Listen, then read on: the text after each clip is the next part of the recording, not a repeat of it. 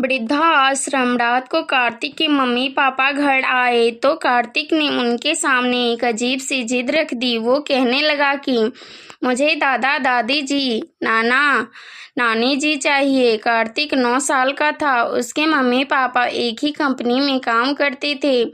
उनके ऑफिस चले जाने के बाद वो अकेला रह जाता था, इसीलिए उसका ध्यान रखने के लिए घर में एक नैनी रखी हुई थी। कार्तिक अपने मम्मी पापा की इकलौती संतान था, इसीलिए कार्तिक की हर इच्छा पूरी की जाती थी। कार्तिक के पास ढेर सारे खिलौने थे, पर नैनी और खिलौनों के साथ खेलते हुए वो ऊब चुका था। इसीलिए एक दिन उसने मम्मी पापा से कहा कि वो लोग उसे छोड़कर ऑफिस ना जाया करे और उसके साथ घर में ही रहे। मम्मी पापा के लिए ऑफिस छोड़कर घर पर रहना संभव नहीं था, इसीलिए उन्होंने नैनी से कहा कि वो कार्तिक को पास के ही पार्क में रोज घुमाने ले जाया करे। उनका कहा मानकर नैनी कार्तिक को पास के ही एक पार्क में ले गई। शाम का वक्त था। पार्क में बहुत सारे लोग थे। वहां झूले लगे हुए थे जिन पर बच्चे झूल रहे थे। कार्तिक भी उन सब बच्चों के साथ झूलने लगा। झूलते हुए एक बच्चा अचानक ही झूले से गिर गया और रोने लगा। उसको रोता देख उसकी दादी उसके पास आई और उसे गोद में उठाकर चुप कराने लगी। बच्चे को चुप कराने के लिए उसकी दादी ने पार्क में ही खड़े आइसक्रीम वाले से आइसक्रीम भी दिलवा दी। बच्चा चुप हो गया। नैनी ने भी कार्तिक के बिना मांगे ही उसे आइसक्रीम दिलवा दी।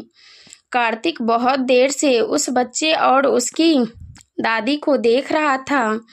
वो बच्चा फिर से कार्तिक के बगल में आकर झूलने लगा। ये तुम्हारी नैनी है, कार्तिक ने उस बच्चे से कहा। नहीं, वो मेरी दादी है, मुझे बहुत प्यार करती है, उस बच्चे ने कहा और भागकर अपनी दादी के पास चला गया।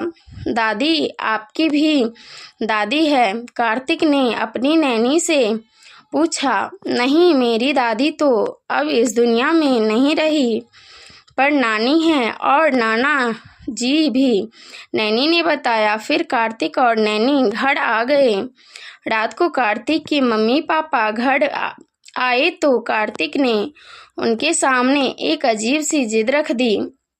वो कहने लगा कि मुझे दादा दादी चाहिए, नानी और नाना भी चाहिए।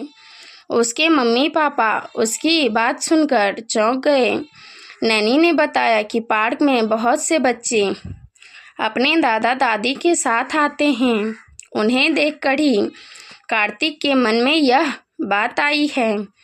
कार्तिक की मांग गलत नहीं थी, पर पूरी भी तो नहीं हो सकती थी, क्योंकि चारों में से कोई भी अब इस दुनिया में नहीं था।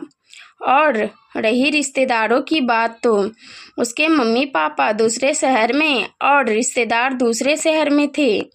मम्मी पापा ने कार्तिक को समझाने की बहुत कोशिश की, मगर वो नहीं समझा।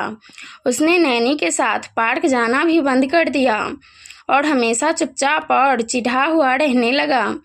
कार्तिक की ऐसी हालत देखकर उसके पापा को एक उपाय सूझी। चलो आज हम दादा दादी जी, नाना और नानी जी सबसे मिलेंगे, कार्तिक ने पापा से कहा। कार्तिक बहुत खुश हुआ। फिर उसके मम्मी पापा उसे एक वृद्धाश्रम ले गए। कार्तिक को देखकर वृद्धाश्रम में मौजूद वृद्ध लोग बहुत खुश हुए। उन्हें कार्तिक के रूप में एक पोता मिल गया था और कार्तिक को दादा दादी। कार्तिक सभी के साथ खूब खेलता रहा। फिर वो लोग रोज शाम को वृद्धाश्रम के लोगों से मिलने जाने लगे। अगर आपको यह कहानी पसंद आई हो तो वीडियो को लाइक, चैनल को सब्सक्राइब जरूर करें। वीडियो को लास्ट तक देखने के लिए धन्यवाद।